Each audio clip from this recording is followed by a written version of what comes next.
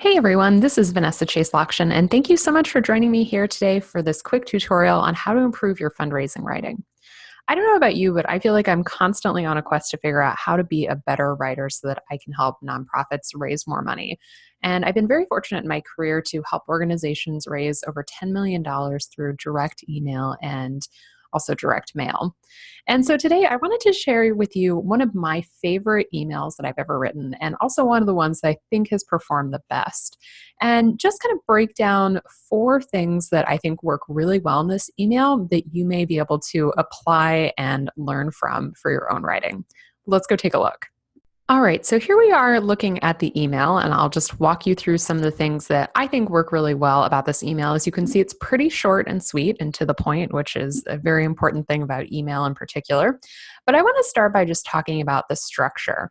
I always think that there's a general narrative structure that works really effectively for emails in terms of being able to get across your point and be able to really engage your audience very quickly, because after all, you only have someone's attention so long in their inbox.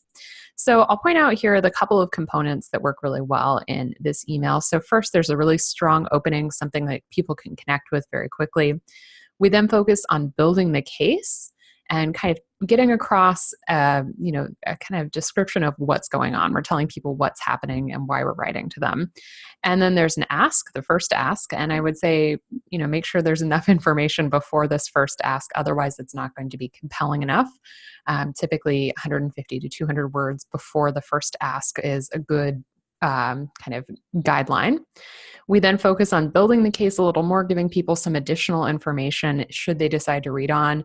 And then there's a final ask down here at the bottom.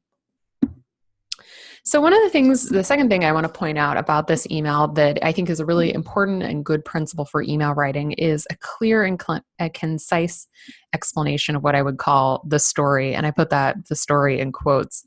So you can see here in kind of this section of the email that I'm going to highlight, we're able to really give people a quick look at what's going on. We tell them what's happening. We give them the top level details. We tell them what the problem is and why we're concerned about it, right? So we give them that information and we try to engage with them that way. And that's really important. One of the things that people often run into with emails, and I would say writing in general, is giving their audience too much detail. So much detail that people can't really make sense of it. They don't know what it means. And your job as a writer is to bottom line things, distill it, and help people understand what's going on and help them kind of figure out what to think about the information you're sharing with them. That's really important. The next thing I want to point out about this email for you, so this is the third of the 4 things I'm going to talk about, is the really strong and urgent and tangible call to action.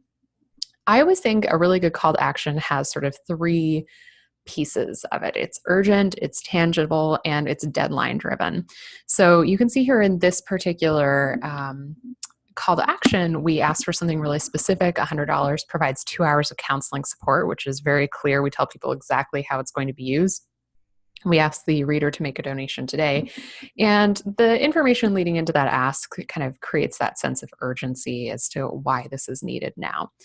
And another really useful thing I'll just point out here as a tip is that being able to make your call to action hyperlinked in long lines and sentences makes it much easier for people to find in the email itself. So that's something you may want to consider. All right, so just coming down to the last principle in this email that I think is really valuable and could help you is that you want to be able to take a compelling stance your audience can connect with. One of the mistakes I see nonprofits make that I think is easily remedied and also something that can very quickly impact your ability to connect with people and garner support is actually taking a clear, compelling stance on something. So this comes across in this email in this line in particular. So it says, the justice system may not support women, but you can show survivors that you not only believe women, but you want help. You want to help them heal. And then it's reiterated here in another way. It says the justice system may not always believe survivors, but WAVA does, and so can you. Help WAVA support survivors by making a donation today. So there's a very clear stance on this that emerges out of the story and the information and the explanation we've given our audience thus far in this email. But I think having a clear line in the sand kind of stance like this in a fundraising appeal is super helpful. And you may think it's a little polarizing, but I actually think it's one of the keys to catalyzing people to action. So even if you feel like your cause or whatever you're raising money for isn't that, quote unquote controversial or something that has a strong stance to it, I would encourage you to figure out what values you can weave into it so that people can really connect with it on that level. All right, and before you leave, I would love for you to leave a comment below and just share your number one takeaway from this tutorial. I've shared 4 tips, and I'd love to hear which one of these you are most intrigued by and plan on trying out in your own writing. I'll see you in the comments below.